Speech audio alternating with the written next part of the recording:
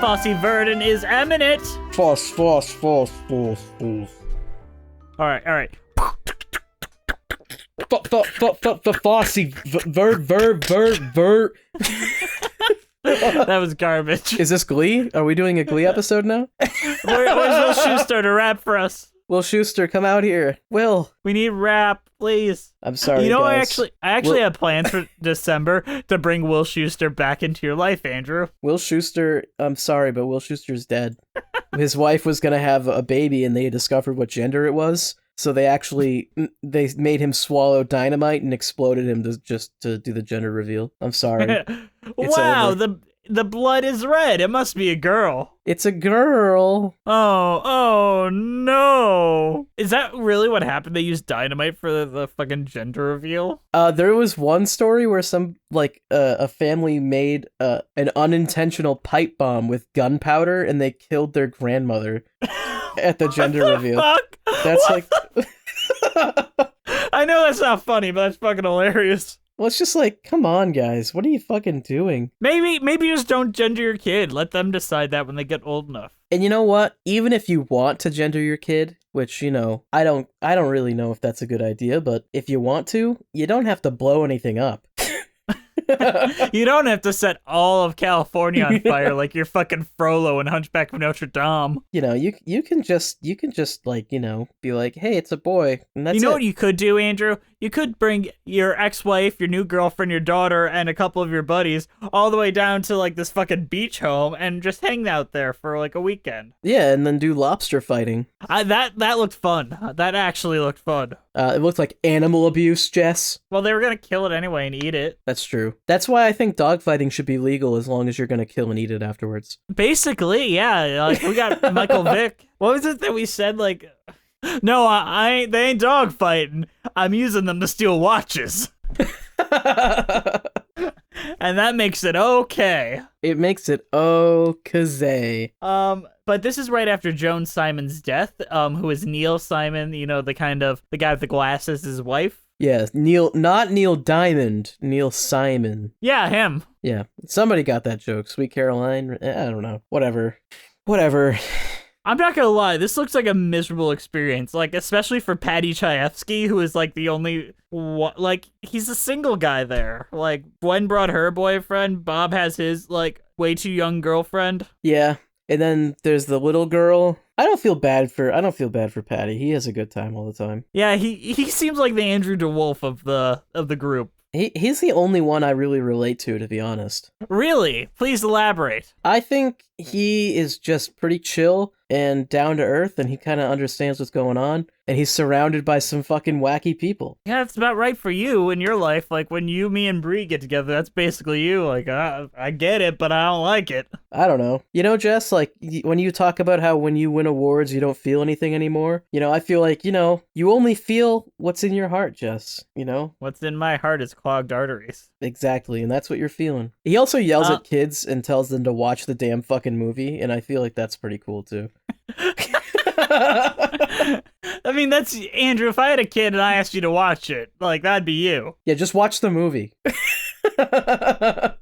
They keep asking you questions, and you're like, I'm trying to watch Oliver and Company. What the fuck do you want? Just watch the movie. I gotta go to the bathroom. Just watch the movie. Oh, boy. What is the main conflict? Because this one, despite being a bottle episode, and this is actually my favorite episode of the whole season, like the entire show. But there is a conflict, and there is the goals, and people are trying to like play each other differently, and it's specifically between Gwen and Bob. I actually disagree. I don't think it's specifically between Gwen and Bob. All right. Oh, I yeah, think it kind of is between everyone now that you. I think it it's up. mostly between Gwen and the new girlfriend. Anne Reinking, played by Margaret Qualley from Once Upon a Time in Hollywood. Yeah, because Bob doesn't have a goal really. He's just trying to show Bob wants to everybody... direct a movie. That's his goal. He's like, I want to direct this movie, and I got Dustin Hoffman. He wants to be in it. Yeah, but he's already there at the start. Like, he's already going to be directing that movie, so he doesn't have to go anywhere. You know, like No. So. The new girlfriend is like, man, I'm very worried about Bob's mental health, and I don't think he should do this movie at all, and I think he needs to take a break. And then Gwen is like, yeah, I also think he shouldn't do the movie, but it's because I want him to do my vanity project. Chicago, because my play just flopped, and if we did a musical together, it would be really big. Yeah, so basically, I think it's more between those two, with Patty in the middle, kind of not wanting to say anything at all. Andrew, the Andrew of the group. It's like, well, I mean, yeah, you should worry about your mental health, but like, I don't really give a shit. Can I talk for a minute about how great Margaret Qualley's performance is? You've seen All That Jazz, and you've watched the Annie 1982 Let's Throw Annie Off a Bridge movie. Well, yeah. She does a remarkably, identical impression of Anne Reinking from All That Jazz and Annie. I think her voice is specifically there, very low, raspy, but still young. It is so, she is as good as Michelle Williams is as Gwen Verdon. Yeah, I think it's an interesting character dynamic, too. I like where it's going. I assume the next couple episodes are likely going to be about Chicago, and... Kind of. You've seen All That Jazz, right? Yeah. Is the ending just, it's going to be All That Jazz? No, but All That Jazz, Bob Fosse wrote it about his experience making Lenny as well as directing Chicago at the same time. So that is his version of what happened there. Yeah, and for all the talk about how it's not going to kill him, he seems to think it almost killed him. Yeah, it almost killed him. Fucking wacky that, don't you think? I think that this is the first episode where Gwen looks like a asshole. Like an asshole, like the bad person, and not Bob. I mean, but it's weird because they have sex in this episode, which is a weird thing to see, these separated people with their new relationships just fuck casually. Yeah, but I think when that happens, though, I kind of saw it as her knowing speaking his language. Yeah, and her knowing how to get him to do what she wants. It's fucked up. It's a really fucked up scene. Yeah, and she obviously does not give a fuck about his mental health. No, but he never gave a fuck about hers either. No, but, that doesn't mean that you return the favor. That doesn't mean that's the right move.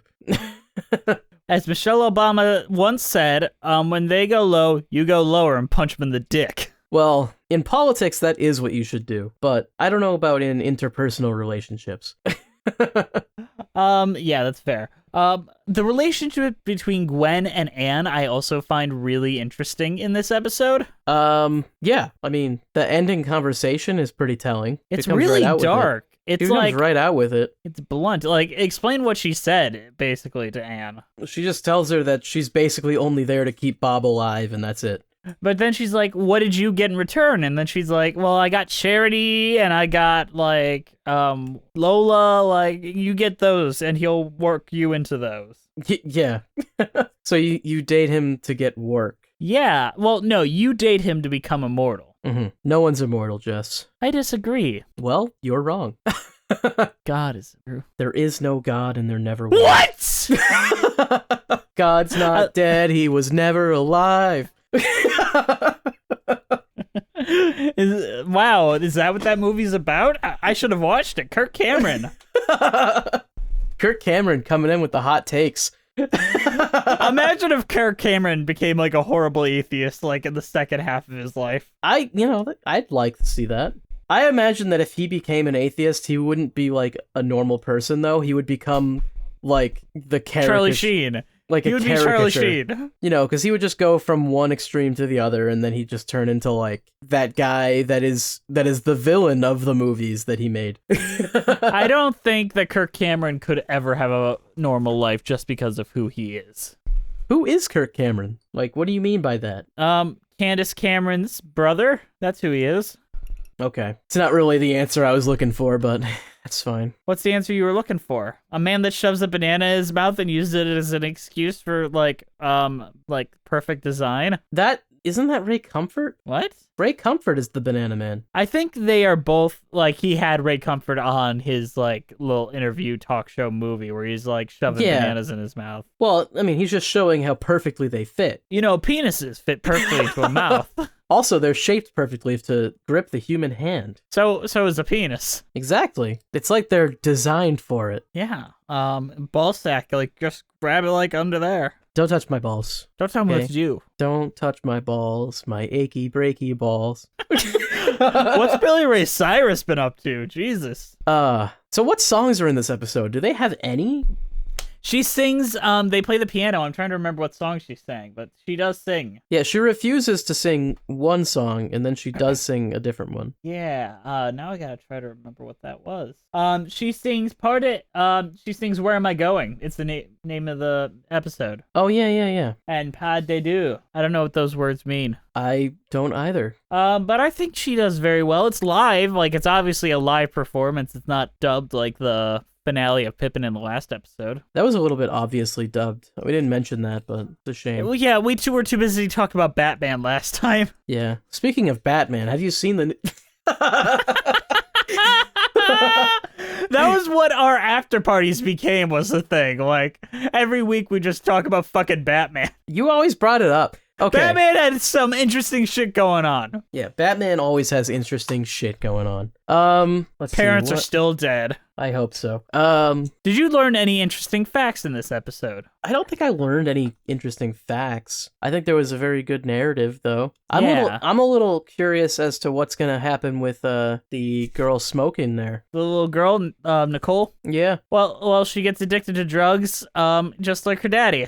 I'm surprised that Gwen wasn't more explicitly blaming Bob for that. I feel like Gwen never blamed Bob for anything. Like, she was a very, like, oh, Bob, you sound wacky. Because really, after that first fight we saw in, like, episode 2, they don't really have a big fight on camera again. They love each other deep down. Do you think so? Maybe. I'm not sure how much love there really is there anymore. I think Gwen is definitely using him, and I think he's kind of lost his mind a little bit. Do you still have love for your exes? Actual question. I mean, kinda, I guess. I don't know. Like, that's kind Not of the in a weird real position way. I am. I mean, like, not in I still pine for them, but in the way of, like, I had extreme emotions for you once, and I can't really, like, just turn that off. I mean, I guess I was able to turn it off. Like a light switch, there it's gone. Your more hetero side just won. It's true. But so how deep is your emotions for your exes? Almost none at all. We're good friends. I'm doing one of them in their engagement photos in a couple weeks. Wow. No love at all. I mean, they're good friends, you know. Great friends, I suppose. Yeah. Like, that's how it works. Like, but you know me, like, if I don't have love for you, I don't even find people attractive because I'm broken, Andrew. People love people, or do people find people attractive that they don't love? Yeah, a lot of people. So Jess, just you have find people. no ability to feel lust for anyone? No, not really. Not even my thick, sexy butt? Well, no, I love you and your thick, sexy butt. But I loved you first, and then I learned to love your thick, sexy butt. See, I have the opposite problem. Once I love someone, I can no longer find them attractive. Really? Is that an actual thing? No, I just made that up right now. I guarantee that is an actual thing, though. That's what Bob Fosse deals with. Dude, actually, that might be what Bob Fosse has. As soon as he falls in love, he's like, I cannot fuck this anymore. That actually might be true. Now that I'm thinking about it. Damn, did we just psychoanalyze Bob Fosse by psychoanalyzing Jess? I think Bob Fosse, you're like the opposite of Bob Fosse. Untalented and lame? No. You're like the horseshoe theory version of Bob Fosse, where you're so different from him that you're almost the same. Oh my god. Oh my god. I love it. I'm gonna put that on my fucking resume. I am the horseshoe theory Bob Fosse. Jess is an extreme centrist version of Bob Fosse. That's what's going on. I don't think because I am just the extreme opposite of him in almost every way, except for what you do, maybe. How you feel about a lot of things. I mean, where do you see the big differences? Your sex life. Which anyway, How's how your is sex that? life? How is your sex life? I don't know. I think that's really the biggest one. 'Cause I'm not a horrible sex predator. You're right. Yeah, man. Remember that scene where he almost raped somebody and then they kick him? Yes. Did we talk about that ever? We didn't talk about that. Let's talk about that right now. Holy shit, that's a real fucked up scene, right? Yeah, don't do that. That's not okay. On a scale of okay to not okay, that is firmly on the not okay. And in real life, he like basically did everything up to cutting her from the show. Yeah, not okay. No. And we had someone on our show that told us about a big composer that did that to them. Like literally that exact thing. And it's fucked up. It's called coercion, and it's a form of sexual assault. Yeah, don't engage in those behaviors if you are running a show, and if someone does that to you, it's not good. Bob Fosse, he's a problematic person, but I still like all that jazz a lot, and that's hard for me to deal with a bit. And I'm curious how you think the best way to deal with that is. Because, yes, Chicago, Cabaret, all that stuff are staples of the musical theater world, but the person that made him was a piece of shit, by all means. I'll be honest, I don't think... I've never had much problem separating art from the person. Sometimes I have that difficulty. Like, Woody Allen is one I specifically have that... Like, I cannot watch Annie Hall anymore because he is so ingrained into it. I think the only way I can see, like, hey, you can't separate them is when the art itself is about the bad shit that they did, and it's apologetic to it, you know? Like Manhattan with Woody Allen specifically. I think that's a good example of that. But say Kevin Spacey and Baby Driver. I can ignore that a bit. But Ansel Elgort and Baby Driver and Jamie Foxx and Baby... There's a lot of rapists in that movie is what we're trying to say. Wait, Jamie Foxx is a rapist now too? Shit. Yeah. Dude, I miss all these fucking rape things. I Did you not know about Ansel Elgort though? I don't even know who that is. He played Baby Driver, and like he apparently raped a girl. He's like young too, isn't he? Yeah, he did it like he used his celebrity to like, and she was underaged and shit. It's a real fucked up situation, dude. And he's about to star in the new West Side Story movie, so. Oh boy, I can't wait to talk about that. Coming this December, maybe reshoot it all with Christopher Plummer. Yeah.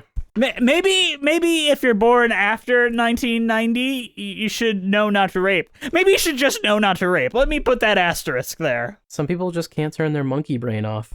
What the fuck, though? Like, I don't know, man. Don't there's ask some me. things I'm down with forgiving. Like, I've never raped nobody. I know, but there's some things like I am down with, like redemption. Like James Gunn said some fucked up shit that is weird. But dude, James Gunn, like that's not even comparable though. It is incomparable. But that's the reason why I'm like, yeah, whatever. Like, don't lose your fucking job over it. You know what, man? Even if he was still making those jokes right now, I wouldn't care. Like, I'm not gonna lie. Some of them I laughed at. They're fucking funny. It's a joke. One of them is literally about a monkey having an orgasm all over, like, on the set of Max Keeble's Big Move. Like, also, the ones that are about, like, pedophilia and shit, he's tagging his friends in them. Like, he's saying that his friends posted it, and he's making it look like he's retweeting it. That's what the joke is. The joke is like, hey, my friend said this. Isn't that, like, a funny thing? My friend said this weird fucking shit. Like, that's the joke. And remember, like, at the time, like, it was 2008, 2009... Like, around that time, like, To Catch a Predator was everywhere. That's, like, it became a joke. Like, look at the Boondocks, where there was, like, literal jokes about raping Chris Hansen. It was a fucked up time, but that was the time. You can't ignore that as part of it. I know that it's uncomfortable, and it is. Humor is supposed to make you feel uncomfortable. Ugh, I don't know. And, yeah, like, if you get called on that shit now, just, oh, yeah, sorry about that. I don't know. I'm a fan I don't think anything he said was... I get you're a fan of edge humor, and I like it in part, but none of... Like, here's the bottom line. Is he intending to actually hurt anyone? It's all about intention a lot of the time for me. Well, yeah, I mean, there's a difference between him making a joke like that and a member of NAMBLA going up on Twitter and saying, hey, does anyone have any children that I could, do some strange things to? Like that... I've got a good example of someone that is a fucked up individual that should be accountable for the shit that he did, and hasn't so far. Oh boy, Howard Stern. Fuck that guy. Do you know all the shit he's done? All the rapists he brought onto his show in the early 2000s and late 90s just to like say that a woman was lying about a rape. Yeah, that's a weird thing to do. He just had this internalized misogyny, and he is not paid for those crimes. And a lot of liberal people fucking worship at his feet, but he needs to, like, he was part of the reason why the media attention was framing rapists and assholes in a positive light. Like, do you know about John Wayne Bobbitt and Lorena Bobbitt? I do not. Lorena Bobbitt cut off her husband's penis. Oh, that's fucked. Yeah, because she was raped every day, and he was threatening like to call immigration if she ever tried to leave him. And so one day after he raped her, she said, "Okay, I'm gonna attack the instrument of my destruction." And she cut off his penis. Yeah, that's a fucky situation all around. And both of them got acquitted, and then they became reality TV stars, and he made a shitload of money doing porn with his new reconstructed penis. Well, you know, if you're famous for having your dick cut off, you gotta make use of that, I guess. He went on to Howard Stern every year, and Howard Stern was like, "Oh, yeah, your wife needed more of that dick." Oh, that's fucked. Yeah, Howard Stern's a piece of shit. I don't like that. Yeah, that's not good. And then Steve Harvey said some shit. Like, that entire situation is fucked, but it's a good representation for how we treat men compared to how do we treat women. I think part of it is cutting off someone's dick is kind of it's not a good look, but at the same time, he kind of deserved it, so I don't really know. That's the reason why no one went to jail for it. Yeah. Everyone was wrong in the end. Yeah, I mean, one person was wrong first and wrong harder, but yeah, I don't know. No pun intended. If you're in that situation, I'm not sure chopping off the dick is the best move. Well, he was so drunk, like almost as drunk as Jesse at a Patreon stream, that he didn't even feel it. Like, he just bled out and lost a third of his blood. Good God, this is depressing, Jess. Let's stop now. Back to Bob Fosse. He decides that he's gonna do both instead of picking one or the other between Chicago and Lenny. He's gonna do them both at the same time, which is honestly the worst idea out of all of them. Are you sure this isn't gonna kill you? I don't know. We'll find out. Fucking Bob Fosse. His mannerisms are so fucked up. But he was probably a nice guy from what other people say. Like, generally, he was nice to everyone. He was a nice guy and just a little bit of a rapist, but just a little bit. I mean, everyone was in the 70s. That's not entirely true, but sure. Not defending it. It's a bad guy who did bad guy things. Well, time to end this episode. All right, guys. We got 3 more episodes left. Math is hard. Of Fosse Verdon. What will we talk about? We'll talk about Chicago and all that jizz. All that jizz. We got a lot to talk about, but we're almost done. So start thinking about what you want us to cover for the next TV show. I think we might do a little mini series in between just for funsies. I feel bad that we didn't get to finish the Muppets, so I'm thinking maybe we'll just watch the rest of the Muppet movies, like as our mini series to make Andrew happy. Dude, you know, we gotta do the Muppets. We gotta do them. Yeah, and we got Disney Plus, and they've got a lot of Muppet movies. They don't have all of them, but they got a good chunk. I'm excited. Yeah, so think of what you want us to do after the Muppets, because after this we're doing the Muppets. Spoilers. All right. Peace out, sauerkraut. Peace out, sour boys and girls.